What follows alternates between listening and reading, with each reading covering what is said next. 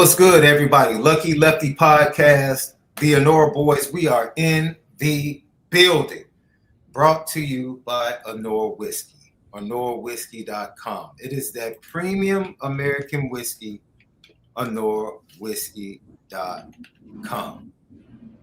And if you drink, make sure that you happen to do it responsibly. Let's get it lit.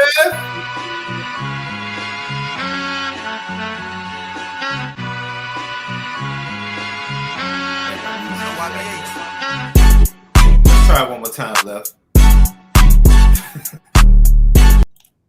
We are brought to you by Honora Whiskey, HonoraWhiskey.com. That premium American whiskey, HonoraWhiskey.com. And if you drink, make sure you do it responsibly.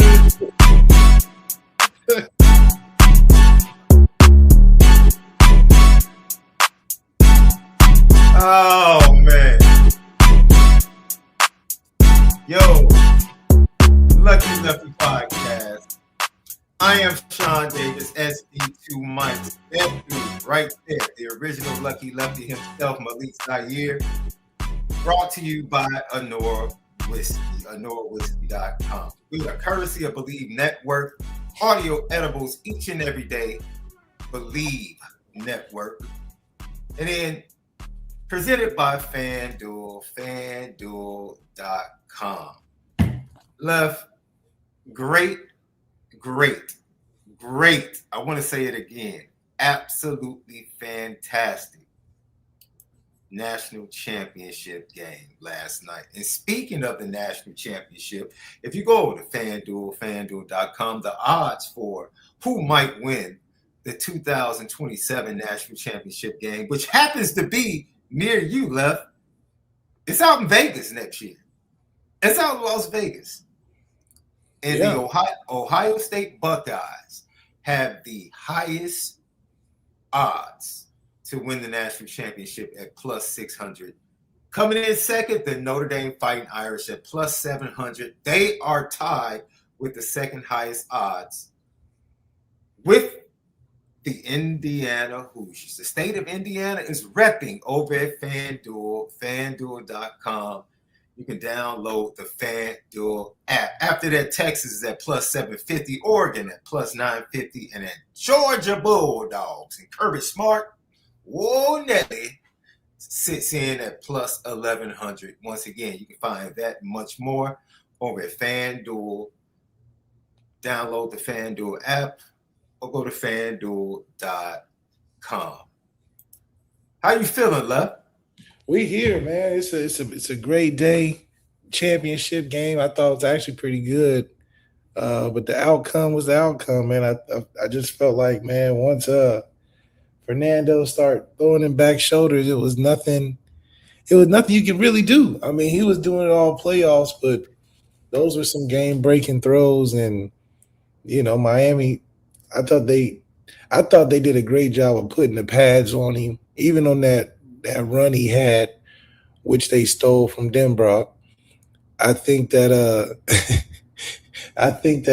he definitely they was putting a hat on him, and I thought that was going to pay off later in the game. I mean, they wasn't taking it easy on him at all. So Miami just, I thought they played a little timid in the beginning. They didn't get the ball a lot. And so, I think that put Carson Beck in that position where he felt like he had to be bigger than probably his britches, and he bit off a little more than he can chew. And because that's clearly all that could have been, because the formation was to the short side of the field. It was a single receiver 50 yards away. Like that. That's a I'm the guy type of throw. That's a Tua throw. That's a championship throw. Yeah, like I'm the guy throw. He definitely, because there's no other way to explain it. I love how they'll try to act like, oh, you don't know the read. It's very clear. They were on the right hash. They had a receiver damn near outside the opposite numbers. Everybody crunched up in the top of the field, and he just sat back and launched it. I mean, what read? What could you try to act like, it was something that it was clearly obvious. He thought he could bite off more than he could chew, and that's fine. But football has a crazy way of showing you should always play within yourself. Like he was doing a good job chipping away. They was working down the field. But I think it's funny how they played that clip of him talking to Ray Lewis right before he went out. I mean, he must have thought he was Ray Lewis. I don't know. He must have thought he was summoning all the Kane greats in this drive. He was going to have his Tom Brady Bennett Testaverde moment. And just like the ice cream man arrives, it wasn't time for him to win on that. It wasn't time for him to win. Man, Left, I would tell you something. That was absolutely pure. Outside of the first round, I'll honestly say that the quarters on gave us pretty much some very competitive games. They were definitely competitive. They were definitely football playoff continues to win.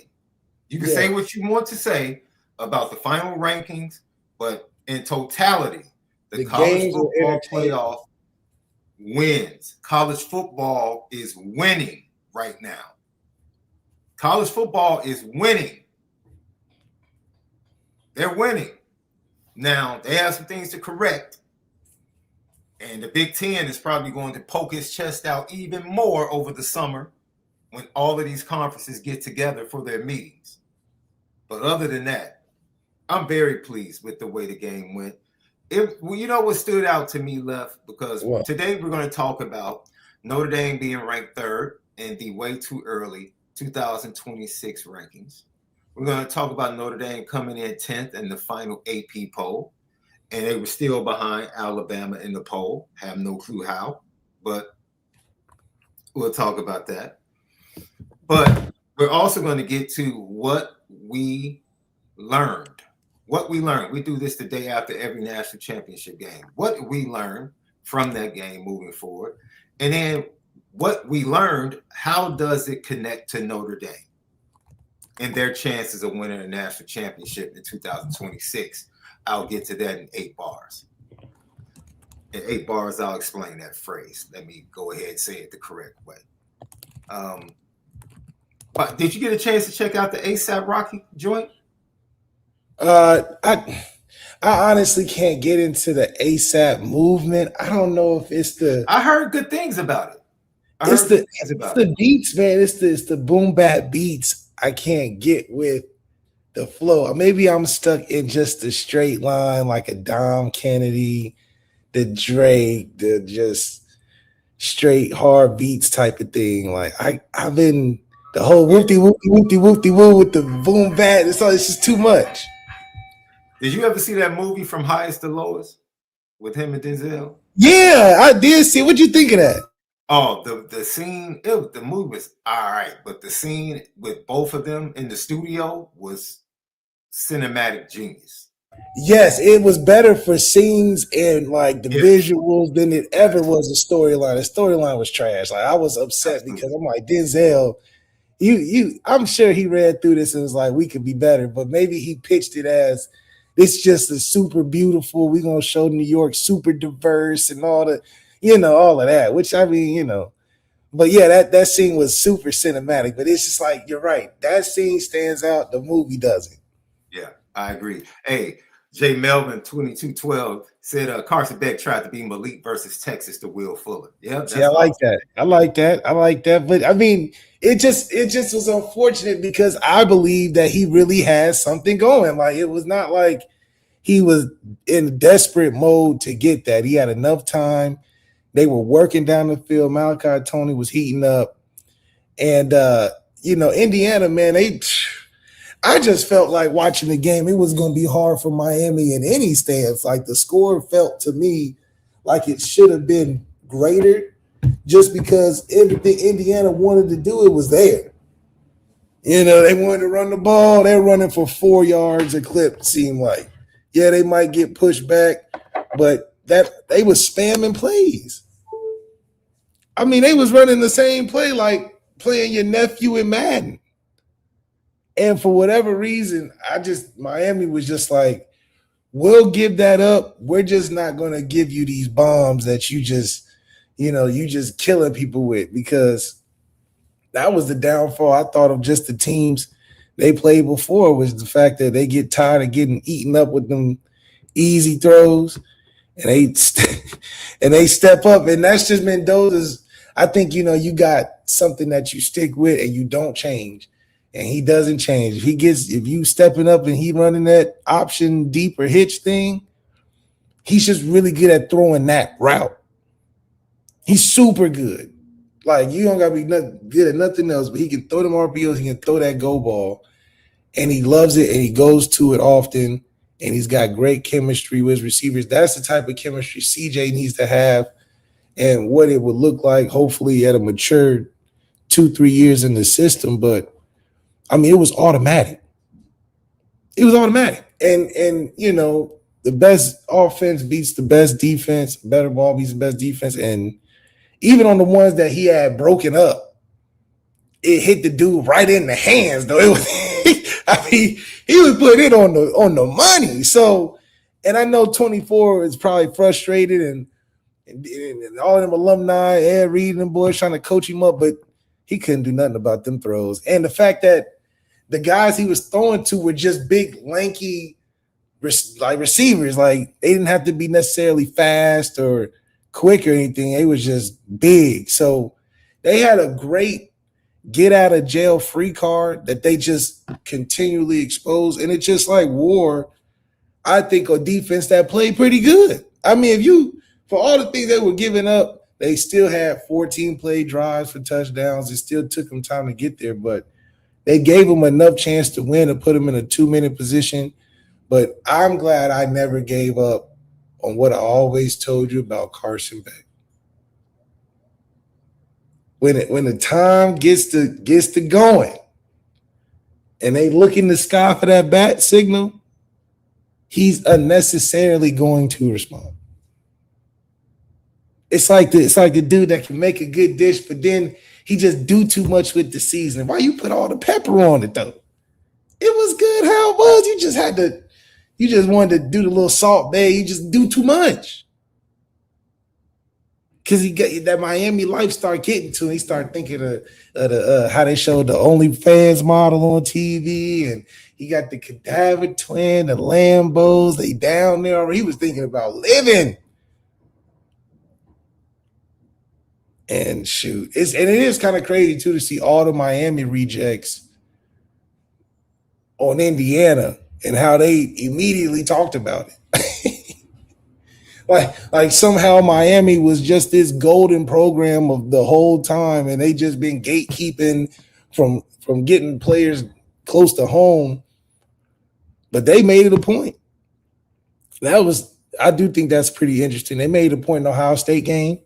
They made that a big story. Jeremiah Smith from there and not going there, and all the Indiana players that were like 2 stars and didn't make it, and they remember that Miami not offering. They like out of all the offer, they remember that one. So I just think it's crazy. But it also shows that this is one of the better teams, clearly, in college football history, going undefeated. The first team to be 16-0. I mean, being such a terrible program.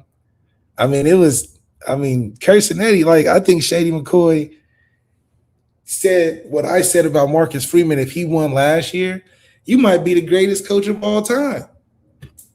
Under certain circumstances, just a one-shot vacuum, you might be the greatest coach of all time, hands down. Maybe not the best team, but the best coach for what he came in to do, because the first season was even good. That's what makes it. It ain't like he had to build up. The first season he was in the playoffs.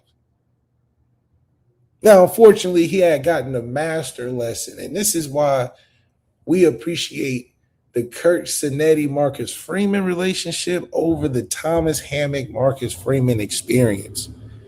When you beat Notre Dame, that's the type of success you go on to have, because that beating was memorable. Indiana ain't got whooped like that since us. I mean, we put it on him. I mean, the man Kurt Cinetti literally said after the game, there was nothing we could do. It was nothing. He said, we got dominated on offense, defense, special team. He learned from that.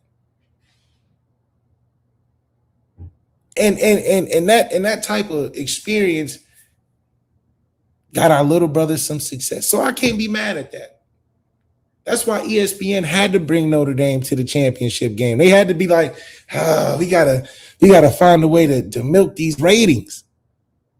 Get Notre Dame, get the hottest coach in America on here. They didn't accept our Pop-Tart Bowl offer.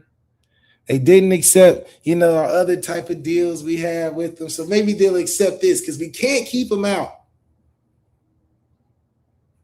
And now we got broadcasters trying to pull Marcus Freeman away. So first he was dealing with football, NFL, other college. Now he got to deal with the media market trying to pull him. He's just a hot guy right now. Credit to Notre Dame. Because like I told you way before, SD, long time ago,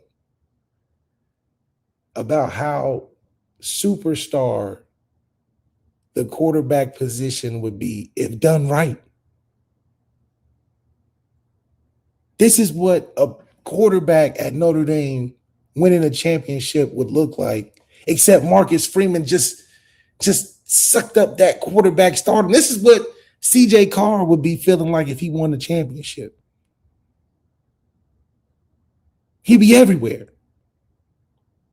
It's the golden goose of college football. It's the sweetest spot. And Marcus Freeman is a prime example of what that looks like when Notre Dame's on top. He's everywhere. Commercials, comedians love him, legends following. This is what the Deion success should have looked like. It's bigger than that. So this is why the quarterback position is so important at Notre Dame. Because this is how hot it can be. So back to the championship game. Overall, I thought it was really good.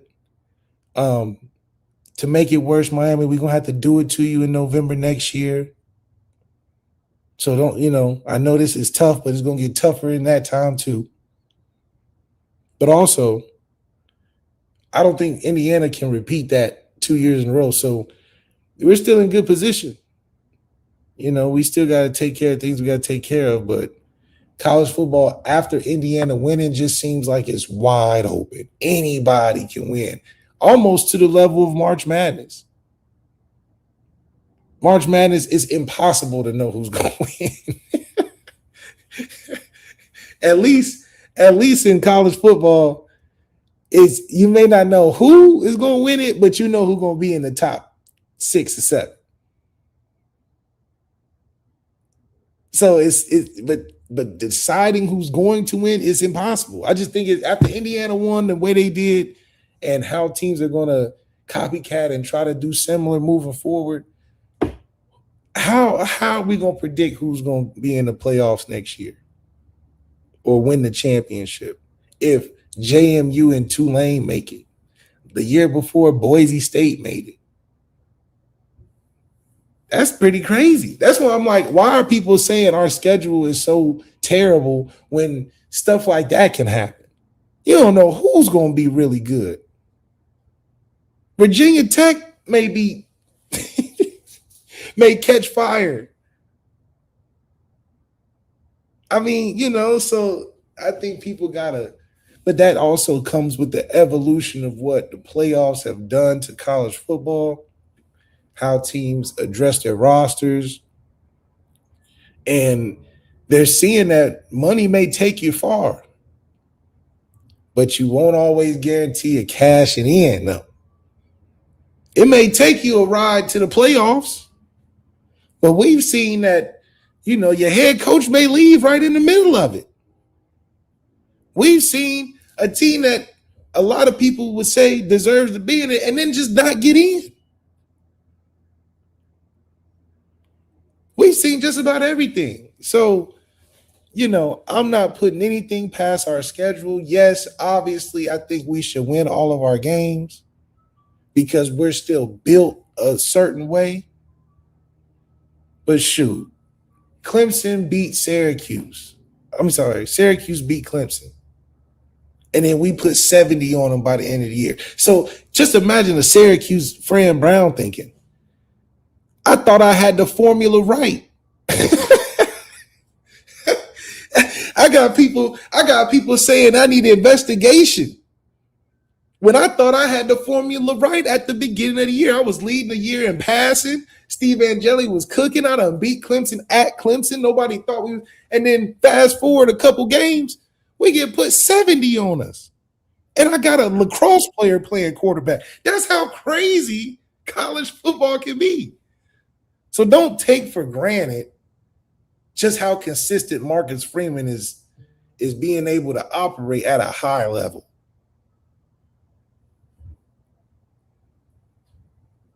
Bleav, you just sparked something in my mind. Oh, yeah. Because Miami had the right quarterback with the wrong team. If they had their quarterback from last year, oh man, leading this year's team, oh man, they're probably blowing. They probably beat Notre Dame by 7 points. Yeah. If Cam Ward was the quarterback last night, they win that game. Oh man. And see, that's the portal, right? That's why it's so sweet to win a national championship. If Notre Dame wins one, it's going to be sweet because it's 16 games, bro. Yeah. It's 16 games. That's 16 tough. games. Tough.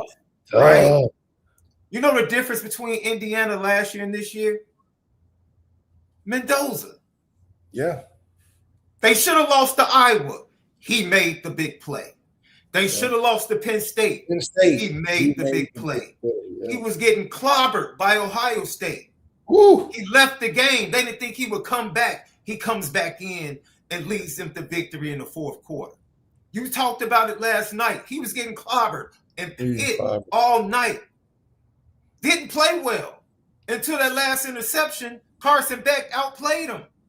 Yeah. Before the interception, Carson Beck was 19 of 31 for 232 with a touchdown.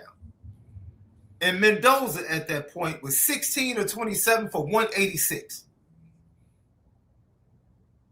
If Carson Beck goes down and gets the score, he outplays the Heisman Trophy winner. But you know what the Heisman Trophy winner did?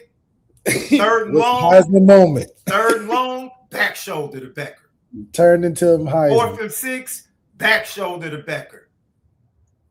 4th and 5, two good plays. Sneak. Three momentous plays. That's what he did. That's why I said Cam Ward makes those plays. We saw Cam Ward make plays last year when their defense couldn't stop a cold. He ran around, made plays. That's what he did. He was a playmaker. If Cam Ward is the quarterback for Miami last night, they win that game. If he's the quarterback on that last drive. Throw, he makes that throw. That same throw from the opposite hash, Cam Ward can make that throw. That's a dude Carson throw. Beck can't make Carson that throw. Beck's 4th round, man. You should have thought about that. He's not a first round. That's a first round good night. Yeah. I'm glad you pointed that out. The difficulty of that throw from the opposite hash to thread the needle in between cover 2 when you have 3 by 1, which means there's no underneath threat to hold the defensive back. He's running with you. That's the same coverage that Tua threaded the needle against to beat Georgia in overtime. That's a dude throw. It's a dude throw. Because That's a dude you're not because of the reason why it's a dude throw because the ball shouldn't land inside at all. That's hitting you outside your shoulder. That's the only place it can be completed.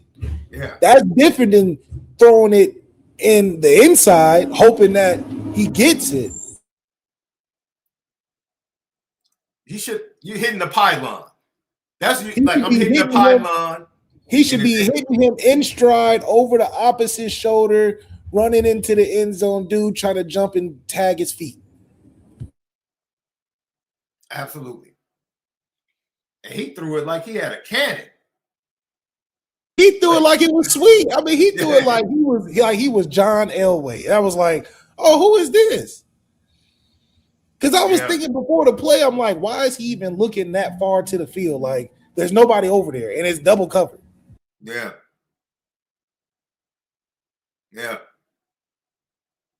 So before we get to, well, we can talk about it now. You can tell both teams watched a ton of Notre Dame film because Notre Dame was Miami's toughest competition, in my opinion. And Notre Dame fit the physical nature that both teams are going to bring to the field. The biggest play offensively for Indiana, they took from week 1 against Miami. The 4th and 5 quarterback sneak. That's absolutely what CJ Carr ran to get into the end zone to tie the game. I take you back to when Indiana visited Notre Dame Stadium. Notre Dame has the ball on their own 2-yard line. They run the stretch play. Yep. Jeremiah Love, he goes 98 yards. Last night, Miami comes out after getting the stop and runs the same stretch play to the right with Mark Fletcher. Touchdown. I'm just saying. The same stretch play. It was the same play. And I'm sitting here like, these teams are digging in the Notre Dame bag to go at each other, bro. They digging in the Notre Dame bag. It was amazing. It was too obvious. Watch. Yes. But I do like, however, just how you could tell the identity of both teams. It was clear what made Miami's defense go. It was clear what made Indiana's offense work. And they just stuck to identity. When it got tough, when it was rough between the hedges, they went right back to the RPO. They had him running around, ready for his life. They went right back to the back shoulder. So that's the identity that you have to rely on in big games like this, because it's going to be tough where you're playing a team that can match you skill for skill. That's the next thing that stood out for me. Going back to the semifinals, maybe even the quarterfinals, there's going to be a lot of scoring in these games in the fourth quarter. That's what we saw. We've even seen it in the NFL playoffs. You get to the fourth quarter and the lead exchanges have been absolutely incredible, bro. Incredible. Great cinematic football. But I think that's something looking forward that teams have to be able to prepare themselves to be like. It's one thing to put the four fingers up. It's another thing to go out and to put points on the board in the fourth quarter. Meaning, and you just pointed it out, Left. Dude, Indiana averaged 2.8 yards per carry last night. 2.8. That's it. Didn't seem like it, though, did it?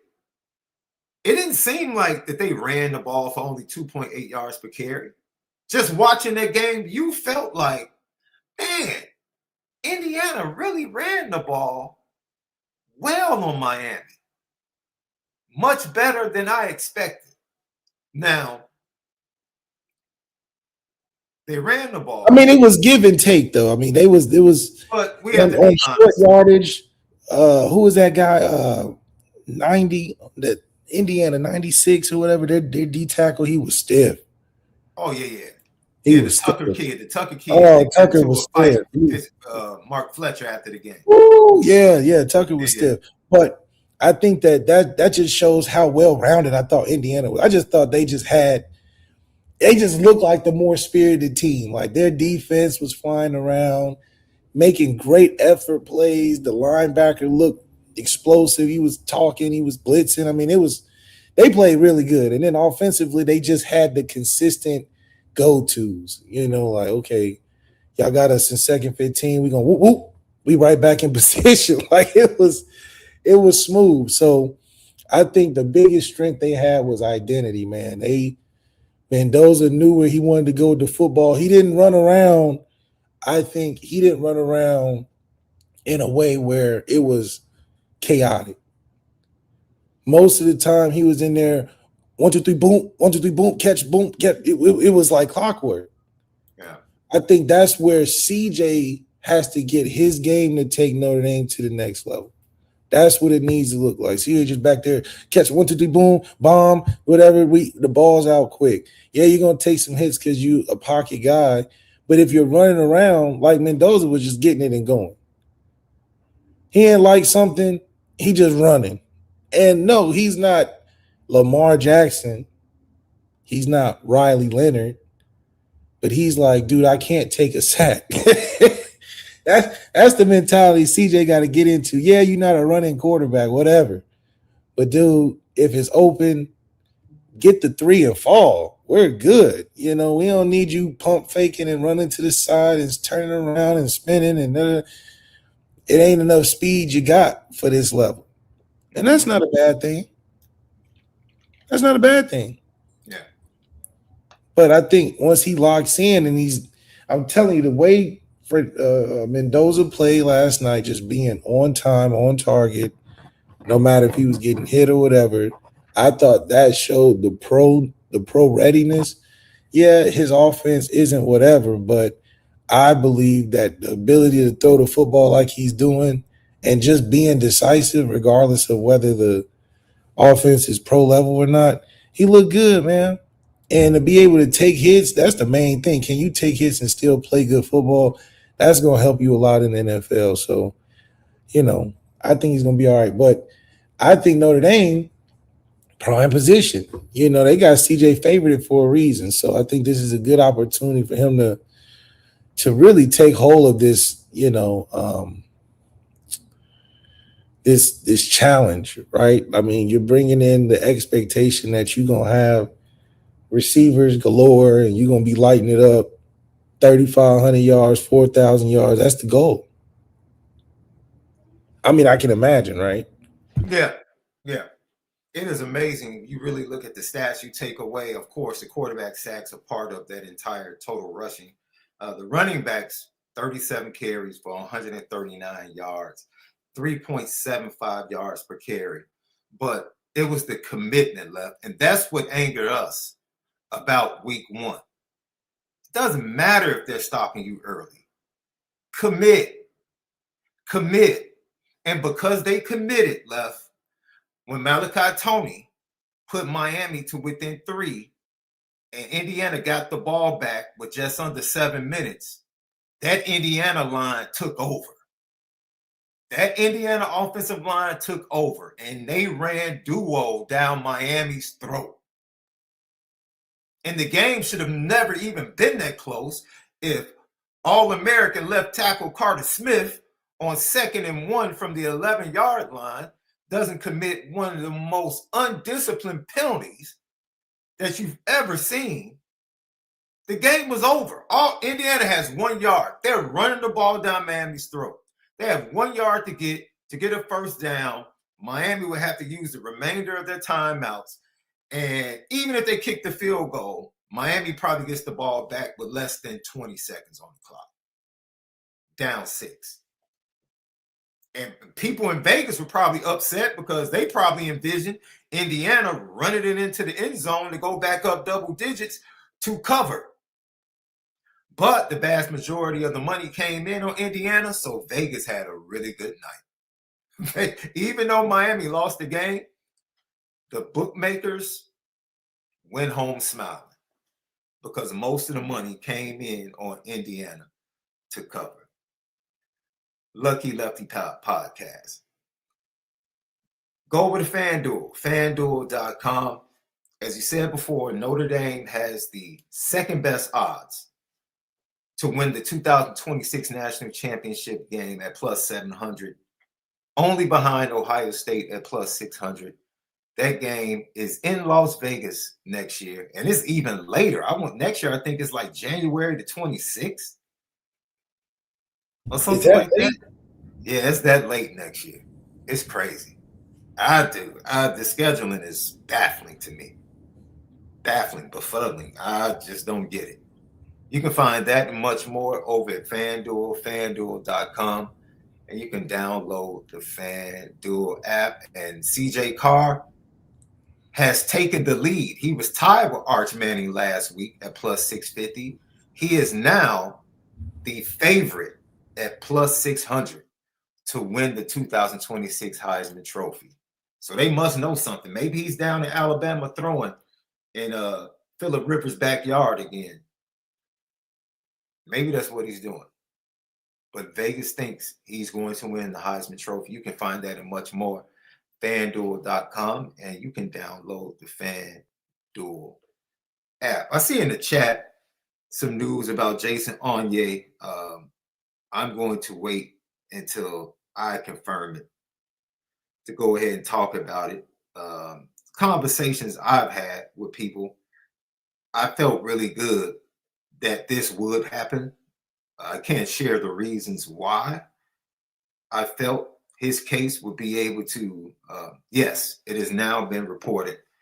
Jason Onye, defensive tackle for Notre Dame, has been granted a 6-year of eligibility, and it was reported by Eric Hansen, the vet, the grizzled vet, getting it done. So a lot of people didn't know whether or not this is huge, man. You get what you got in the portal. You get Armel Mukam back. You get Jason Onye back. There is absolutely no reason Notre Dame should not flat out be bullies in the trenches next year. No excuse. But sticking to Jason Onye, he left the team in 2024. Did not partake of the run going into the playoffs and ultimately to the national championship. I'm happy that the young man showed resiliency, and I'm happy that Marcus Freeman and the staff, when it would have been very easy to part ways, chose to choose the young man. That's what I'll say. As a staff, as a school, and as a program and a brotherhood, everyone chose to surround him and support him and gave him the resources to not only get back to the team, but to become better and stronger as a young man. That's what this is all about, right? This is why we refer to them as student athletes, right? We love watching them run out of the tunnel on Saturdays. We love when they make plays and do dances. In his instance, we love when Jason Onye pressures the quarterback or makes a big run stop.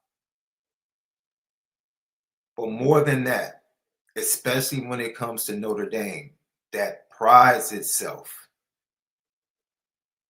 on being different and doing things different and being holistic about the total young man.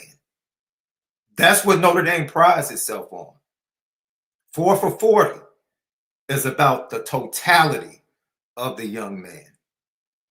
And to see this young man be granted a 6-year, when just like all of us, ladies and gentlemen, at some point, there are tough times, there are valleys in between the peaks of life that we have to travel. And those are some dark places. Can I get a witness? I know I can get a witness in the chat. Those are some dark places at times. And it's in those times when you find out who really loves you the most. Or as they say, as the youngsters say, that's when you find out who really rocks with you. And Notre Dame showed this young man that they really messed with him. They rocked with him. And because of what he had to go through, I felt that he had a really good shot at receiving. Because this wasn't like, oh man, I had a red shirt at Ferris State, or I had a red shirt during COVID. This was like, yo, real life and death situations outside of football about the young man. He had to step away. The school had to support him. He showed resiliency. They showed love. They showed brotherhood. And I felt that in the end would lead the powers that be that made this decision to say, you know what? That right there is extenuating circumstances. And he should be granted a reprieve on the time that he missed because of what he dealt with, what he went through, and how he overcame it. I thought his story and his case would be very appealing and favorable in the eyesight of the decision makers. And we finally got the decision today. So a tip of the cap to Notre Dame, a tip of the cap to Jason Onye, and from the Notre Dame football fan base. We look forward to you becoming all that you can be, not just as a football player with that gold helmet on, but as a young man in life as you continue on down the road, even after your playing time, man. God's best to you, young man. Congratulations on your 6th year. Left, you have anything to say about the Jason Onye situation? I mean, of course, we're happy to have him back on the defensive Yeah, I line. mean, I'm just wanting to see be consistent, man. Just get his feet rolling. You know, obviously, him being known for being the spring champion, MVP for so many years, I would like him to be able to translate that to the field and more than just an appearance. So I think if anything, the ability to come back to a school is pretty sacred and probably more valued uh, now that the transfer portal is what it is. You know, you're seeing a bunch of guys that are having a hard time finding something and then coming back. So for Notre Dame to be where we are as a program and then to allow guys to still choose to come back when easily we could go get another guy or replace him or whatever the case, it's awesome to see Marcus Freeman have that relationship because clearly he can be able, with the transfer portal vice versa, go finding some money at a different school. I mean, that's the way the football's been working. But for him to say, "No, I want to come back," just shows the strength of the program. And it's not every day that happens, but there is value to older guys coming back and being in the system. We saw that with Indiana, and I just think it's important to make sure it's worth it. I think having an anchor in that room with guys that have been there with a new D line coach, I think it can be a great bridge for Jason Onye to develop in a broader and faster way, being that he's 1 year, he's experienced, he's older, learning under a new guy. It could be good leadership for that room, instead of shipping yourself away to a new culture you can work with this. And I think it's one of those things in the transfer portal people will realize later is that the devil is better than the one you don't. And to me, I would be scared to just jump into the portal without knowing I had a team or some findings of a place because I Yeah. talked to some of these guys and they're like, yeah, I just jumped in. And I'm like, what do you mean? like, like that's just I just think that's silly because like you see, a lot of guys are at home unnecessarily. Unnecessarily. That's the definition of getting tricked out of your position. So, sometimes it's just best to develop and stay in one place.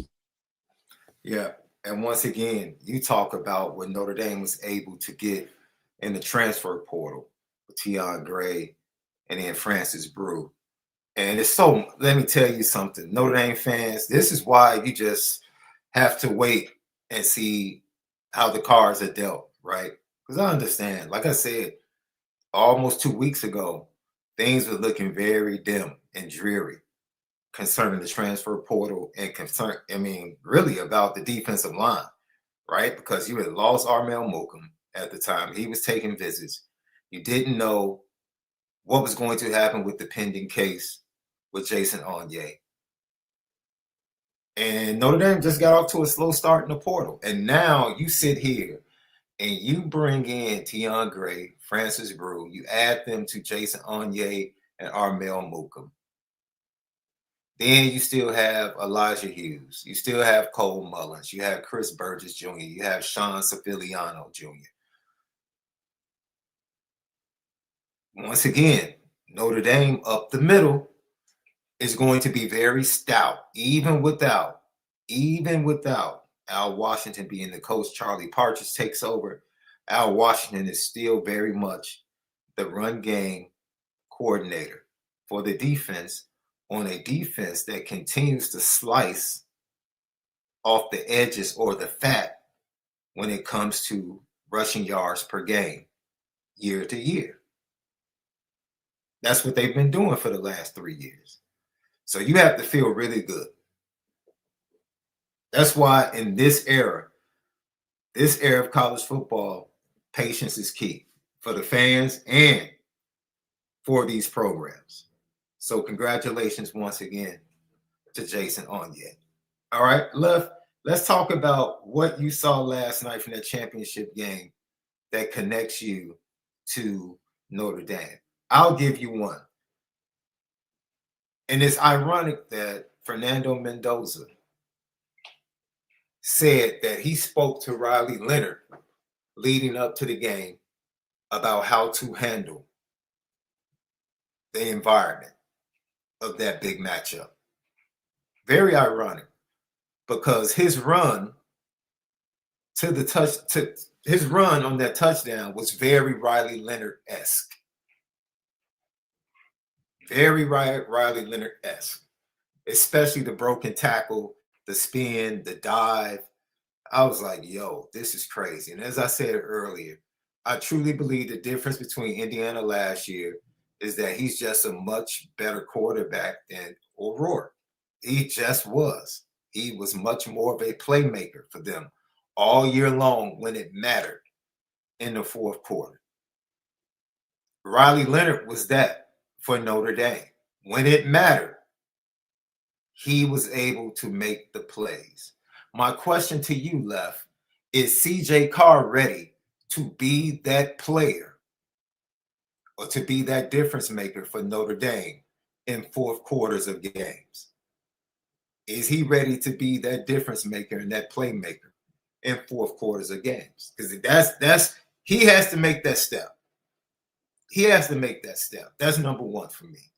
Number two, the Notre Dame offensive line has to get to a point where, just as Miami and Indiana, when Indiana felt the pressure and Miami closed in, that offensive line lined up and paved the way for the run game. And they protected Mendoza long enough for him to get the back shoulder throws off. That's what they did. When it was needed, they gave it to their teammates. Can the Notre Dame offensive line do that? There's going to be a great need for this offensive line to do that this year. Can they answer the bell? Can they do that? Those are the two things. Watching last night's game, particularly the Indiana Hoosiers, as you said before, I don't think that might have been the worst game Indiana's played in 2.5 months, maybe 3. The Penn State game, the Penn State game and Iowa games were very close on their schedule. That might have been the worst game Indiana has played in 2.5 months. Let's take a look at the schedule right here. The Penn State game was on November 8th. The Iowa game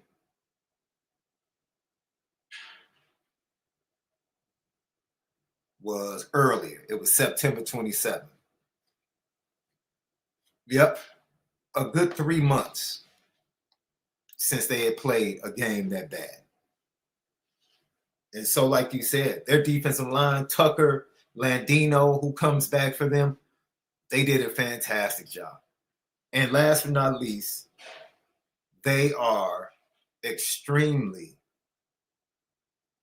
productive, efficient, and well coached. But they are so disciplined as a team, left. I was envious because when you play really good teams and talented teams, they're going to make plays. But I was so envious of how well coordinated they played zone defense and really caused Carson Beck to hold the ball and just hold the ball and make bad throws and bad decisions. I was envious of that because it seemed like Notre Dame couldn't figure zones out. They couldn't figure out how to play zone coverages as a group. Indiana does it very well. Very well. Tendencies, knowing their assignments, locked in, helping each other. They rally to the ball. They tackle extremely well as a group. Those are things outside of just physical gifts. Those are things and intangibles that they had as a team that I look forward to Notre Dame being able to show in 2026. What stood out for you that you would like to see Notre Dame kind of take the bull by the horn in those areas and do the same thing, left?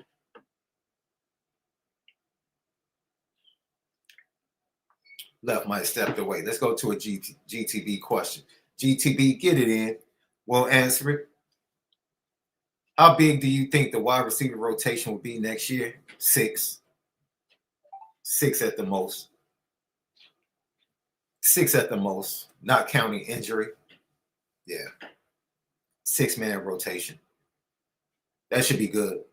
Because honestly, Faison and Fields had way too many snaps this year. Way too many snaps. And considering that we believe that the offense is still going to be balanced next year, but I do believe that there's going to be more opportunities. I think on average, CJ threw the ball. I think we mapped it out. He threw the ball on average 24 times this year. And Lev said there's no reason why he shouldn't throw the ball at minimum 30 times next year. At minimum, 30 times next year. So,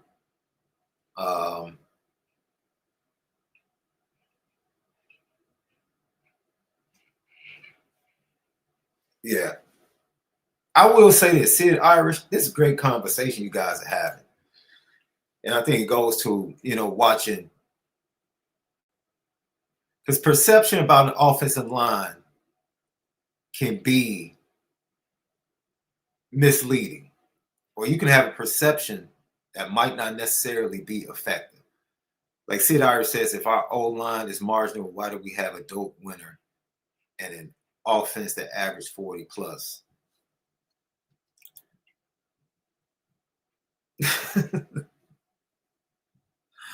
I'm from Chicago, bro.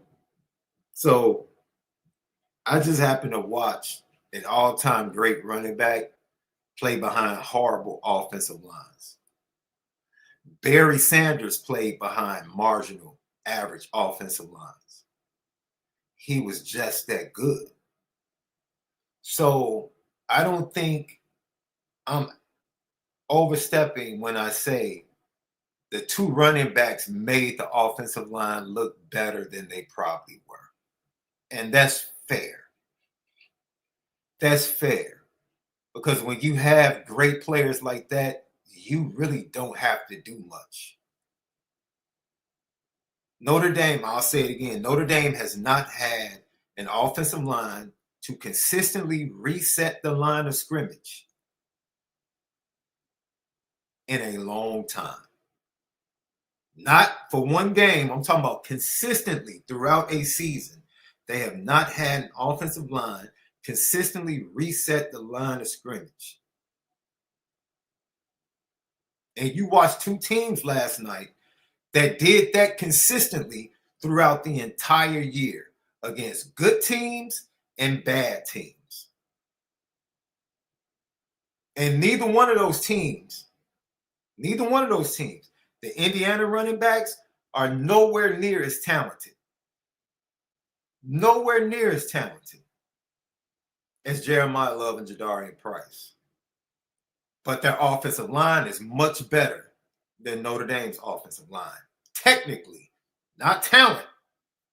Technically and cohesively, they are much better than the Notre Dame offensive line. Yes. That's not an indictment on the Notre Dame offensive line. That is, in my opinion, a mark for them to press towards. Are you cool being average or above average? Or do you want to get back to being Joe Moore Award level offensive line play? For me, that's it. But that comes to the coach, though. I left. You said it. I didn't. All I'm saying is, do you just want to be okay with being above average or good? Or do you want to be an all-time great Quentin Nelson, McGlinchey, Ronnie Stanley, 2017 offensive line that's remembered forever? What do you want to be? What do you want to be? Because Harry Heastand has a couple of those lines under his belt. He got Zach Martin, Hall of Famers. Now Zach Rudolph got a couple league guys, but Harry Heastand is different. No. I didn't say he didn't have league guys. He doesn't have a dominant offensive line on his resume at Notre Dame. Joe Rudolph doesn't. No, he doesn't. He has some good offensive lines. Yeah. He doesn't have the dominant offensive line. What would you call the championship offensive line? Last year? Mm-hmm. They were good. They were good. Like out of 10, what would you? They were good. I think they had the potential to be dominant. They just had injuries. I'm not really gonna put last year's. I think what Joe because last year had Pat Coogan. What Joe Rudolph did last year, I thought was great work, great coaching. That man lost 2 starters in the Purdue game, bro. Two. He lost 2. Man, Cat's trying. Look, that cat Joe Rudolph did some great things. This is the problem. We can congratulate and give him flowers, and at the same time saying, dude, that person should be doing something else. Or you shouldn't have started the season with 2 freshmen, 1 red shirt and 1 true, next to each other. You should have had a veteran next to Knapp. You can say that, regardless of how they were playing. Just common sense, help your young guy out. Don't leave him out to dry with another youngster next to him. Don't do that. That's not sound, wise coaching. That's not hate. That's just not wise. And it came back to bite you. You had to move Pendleton, and he ends up transferring out. And then Coogan, who felt slighted in camp, was a backup, comes in, saves the day with the way he plays, and really becomes the leader of that offensive line throughout the playoffs. He transfers out. So am I wrong to say, why did both of those young men leave? Or to question what happened? At the end of the day, all I want is a dominant offensive line. That's all I want. That's all I want. That's it. Can I get a dominant offensive line? I don't want a really good offensive line. A line that can run for 200 against the average and bad teams. And then once they get to a good team, it's not good enough. I've seen that. I've seen that over the last 3 years. I've seen it. When are we going to get the dominant offensive line at Notre Dame? And this year, there should be no excuses, bro. That Notre Dame can do, from a talent standpoint, they should be able to do what both offensive lines from the national championship game were able to do all year long. It's as simple as that. And maybe, you explain this to me, Left. Is it easier to coach, or is it more pressure to coach when you don't have elite talent. You don't have elite running backs now. So now the offensive line and the run game has to be even more precise. I think it's tough when you had it and lost it. Because when you just coaching through the ranks and don't come across a Jeremiah Love and Jadarian Price, you know, if you coach ZAIRE right now, you're thinking, oh, I'm rocking because I had a Singleton and the other guy. You get a Jeremiah Love and Jadarian Price the next year, and they do what they do. The year after, now is pressure. Now it's, oh, shoot, I need to get this right. I need to, you know, what do you say, under the running back room under construction? Yeah. Because now people looking at you like some people would say it was your coaching that got them to that next level. So if you can take them to do that, you can do it again. Or that's the level of guys that you need to produce year after year. I think that's somewhat of what Florida State dealt with. They had that hot year. Mike Norvell had the repeat success, and the way they built the all-in process, it just is hard to do 2 times in a row. I mean, it's hard for anybody to go all in one year, they miss it, and then you try to do it again, and you ain't got no foundation. So, you know, Coach ZAIRE is trying to find foundation at Notre Dame. Can you really count Jadarian Price and Jeremiah Love for Coach ZAIRE? You said it 2 shows ago. That's Dina McCullough. So you think if that's Dina McCullough, you think Coach ZAIRE want to see Aeneas Williams and Kedron Young and all these young guys blow up next? I mean, just naturally. It's no different than the defense. Yeah, Al Golden had a foundation, and it was Notre Dame defense, this and that. But as you could tell, the first 2 games, Chris Ash said, "No, I'm calling this. It's football. It happens." So I'm not going to be surprised to see Coach ZAIRE favor his guys. Not that he's not going to show love to Aeneas Williams and the guys that are next up, but you said it. That's Dina McCullough's success. Didn't he show up to the Heisman? He showed up to the Heisman. Look, didn't he? That I'm not sure, but I didn't watch the ceremony. But I wouldn't be shocked. I mean, that was in the middle of the NFL season, so maybe he got a reprieve from the Raiders to go out there. But, man, I'm just going to be honest with you, Left. This is the year when you don't have the great running backs, but they still have some talented running backs. Absolutely talented. But let's just be different. I mean, let's be honest. J Love and Jadarian were different. You don't get combos like that, bro. Not a 1-2 punch like that. That's different, bro. I would say the last group was the group you started 2015 with. When you had Tari. Last group that what, though? The 1-2 punch at running back that was even close to Jeremiah Love and Jadarian.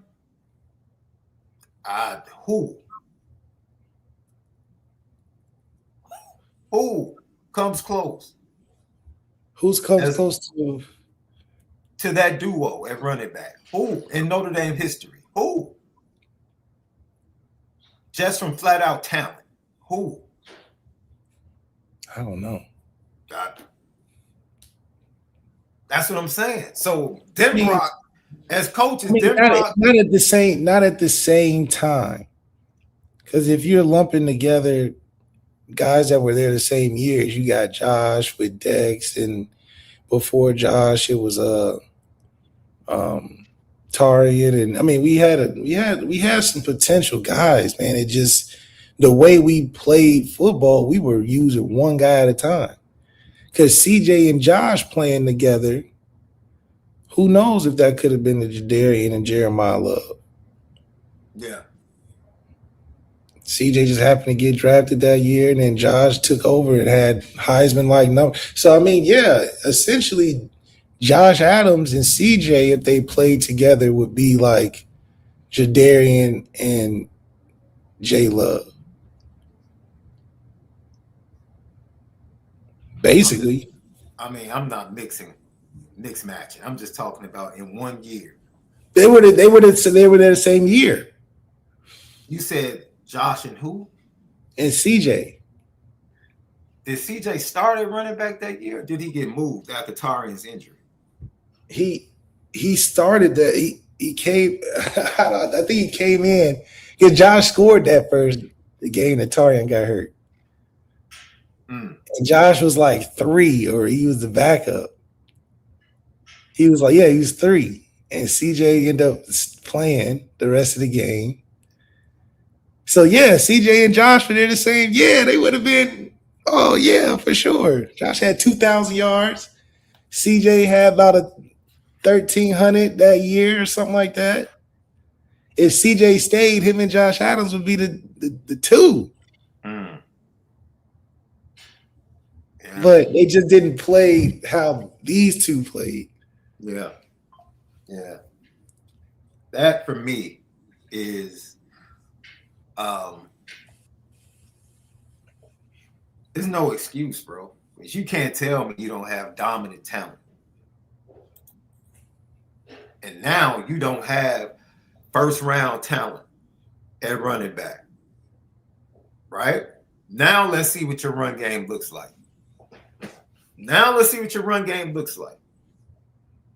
Because you don't have Jeremy. I'll give you a perfect example. And this was multiple times. How many times in short yard? Is it fair to say Notre Dame struggled in short yardage this year? Yes, absolutely. Who was that on? It's fair to say Notre Dame struggled on the play calling in short yardage. Okay. It has to be on the play calling because Jeremiah Love had almost 2,100 yards or something crazy. Like, he had 21 touchdowns. So you can't say it was talent on 3 yards in a cloud of dust. It was brain farts on short yardage play calling, in my opinion, because direct snapping to a running back is not a high probability in general. You know, that's a play calling thing. That's not saying Jeremiah Love can't pick up 1 yard. That's saying, like, hey, guys, Jeremiah Love is going to run this from 5 yards behind the line of scrimmage on short yardage. That's not smart. Yeah. So I think that's an adjustment that happens, not we don't have the guys for it. Well, I'll just say this. You go watch that Texas A&M game, it's a lot of missed assignments. Oh, yeah. Defensively? You go watch that. I'm talking about offensive line-wise. Oh, yeah. A lot of missed assignments. You go watch that Miami game. It's a lot of missed assignments. You go watch the first half of that third game. A lot of missed assignments. That's all I'm saying, bro. It's time out for that. It's time out. I'm tired of that. And this is another point from last night. To be fair, the offensive lines we watched last night, they both played a lot of football games. Yeah. Big Nez. A lot of them. Maninoa on the right side of that Miami offensive line. Yep. They've been together for 3 years. Long time. That offensive line, both of those have been together. They were big. And so that probably led to them being able to be physical and cohesive. This group of offensive linemen, 3 of them have been there for a while. Ashton Craig has been there. Anthony Knapp has been there. Charles Jagasaw, let's pray that he stays healthy, has been there. You have guys that have been there that should be anchors to a great offensive line. It's not like 2 years ago when you had to use a redshirt freshman and a freshman, and Billy Schrauth was getting his feet wet. No. Guys have played games. Guys have games under their belt. They should be ready to go. Yes. They should be ready to go. They should be ready to go. That's all I'm saying. They should be ready to go. Health is going to be key. But even when they're not healthy, Notre Dame is deeper than everybody else. Before we get out of here, GTB, let's run through it. Loki, 2384, we appreciate you, Loki. We're bringing in a D-line coach emphasizing his group to be violent. Does Rudolph need to answer it, or does Indy need to find someone who will? I think that emphasis should help the Notre Dame offensive line. Rather than playing a defensive line that is too gapping, violent, defensive line that wants to get to the backfield, get upfield, and make plays should help the offensive line deal with those type of teams when they face them. When you see it every day, it helps you. D-Mon, Mr. Food Lover, which group needs to have a breakout year in 2026? Which freshman could you see the most on the field? Go ahead, love.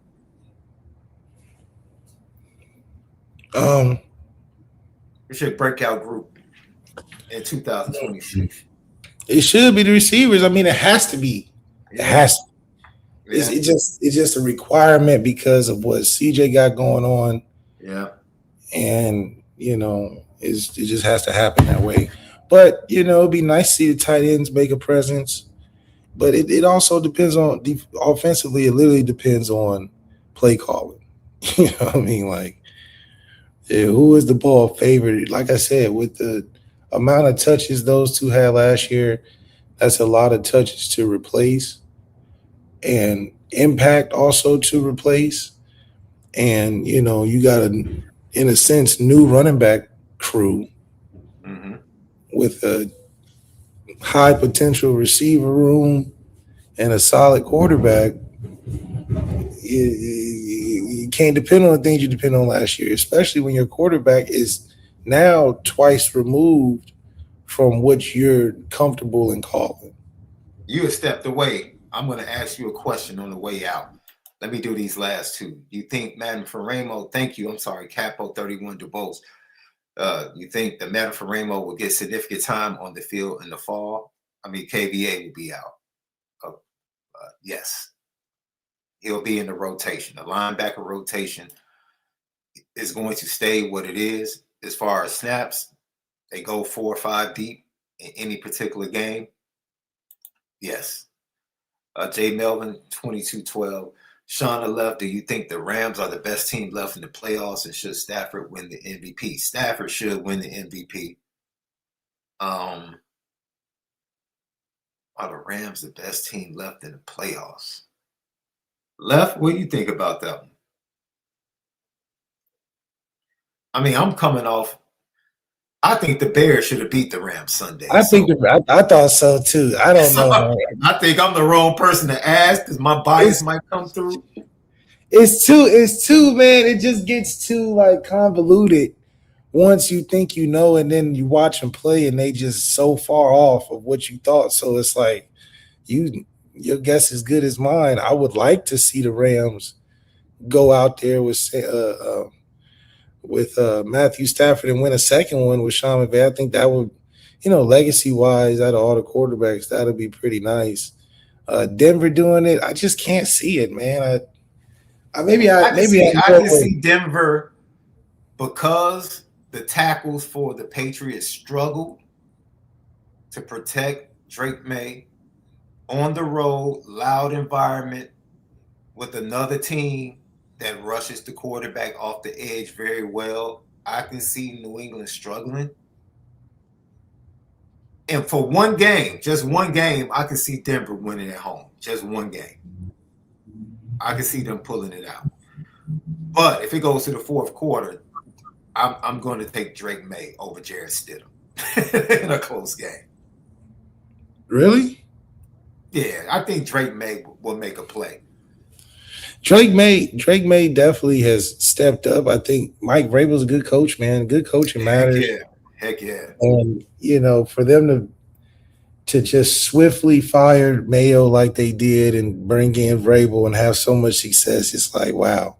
Either he's a really good coach and they had the right fit, or a bunch of conspiracies. So I think Seattle is the to me, because people in the chat are saying Seattle is the NFL version of the Miami Hurricanes. They just have a quarterback that you're just waiting. You're just waiting for him. Sam's been playing. He's been playing better than Bo Nix. You're right. He has. Carson Beck had been playing well. Oh yeah, true. But you just knew that they had. Yeah, Beck is gonna be back, man. I'm glad that it happened because I'm like, man, he's not gonna fool me.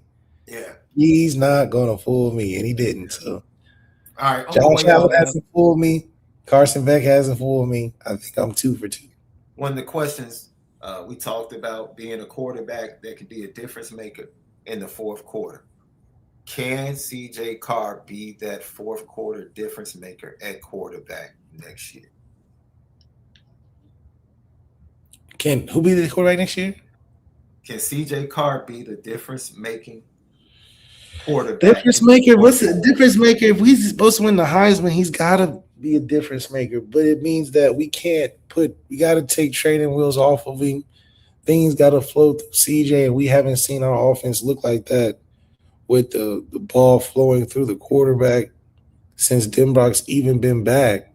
So I'm not saying essentially with where CJ is in these rankings, we're supposed to not abandon the run, but the run's supposed to be secondary. And when have we seen the run be secondary at Notre Dame? Yeah. Ever. Shit. I mean, I don't know how you can win the Heisman with the run being primary like it was. Yeah, I agree. Lucky Lefty Podcast. Go over to FanDuel, FanDuel.com. Now the college football is over, you can get, the NFL playoff prop bets and money lines and betting lines. New England Patriots, Denver Broncos, AFC Championship game. The Patriots are a 6.5, 5.5 point favorite. And then it's a lot of Notre Dame love to give in the matchup for the NFC Championship with the LA Rams taking on the Seattle Seahawks. Julian Love, Kyron Williams. It's a lot of Notre Dame to pull for on both sides of that football, or both sides of that line of scrimmage in that matchup. Yep. Seattle was only a 2.5 point favorite at the crib. What you thinking? Honestly, I would take Denver and the points. I think New England wins, but I would take Denver and the points. And I'm going to take Seattle at the crib. Oh, the crib is going to be tough. What's with all these cold weather games, man? The cold weather games is something this year. What I saw the Bears defense do, I think Seattle gets after Matthew Stafford. But that's not nothing new. Matthew Stafford made a couple throws in that last game where it was he was too good, man.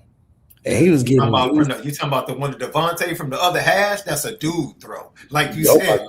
That's a dude throw. Carson Beck's not making that. You know what I mean? That's the Cam Ward throw, like we talked about. That seals the deal. You know. Yeah. That's a dude throw and a dude catch on the other end. Oh no, because he put his foot down before he reached out, though. He reached out, yes. That was what was amazing. He already knew it was great. Shout out to Kyron Williams, also, man, making Notre Dame running backs in the league paved the way. Jeremiah Love has no excuse. Making noise. He won't be the best Notre Dame running back in the league for long, though. If he goes, he has it right now. He's got to go right now. He can't go to New Orleans. He got to go to Kansas City. If he goes to Kansas City, it's gonna be nasty. Oh, It's gonna get real ugly. Lucky Lefty Podcast. We see you guys tomorrow for another edition. Howard Griffith will be with us tomorrow to talk about this Big Ten run and whether or not he thinks. Yeah, I want to hear his thoughts about the game too, since we chatting about things. Hey man, love each other. Make sure you continue to spin it different.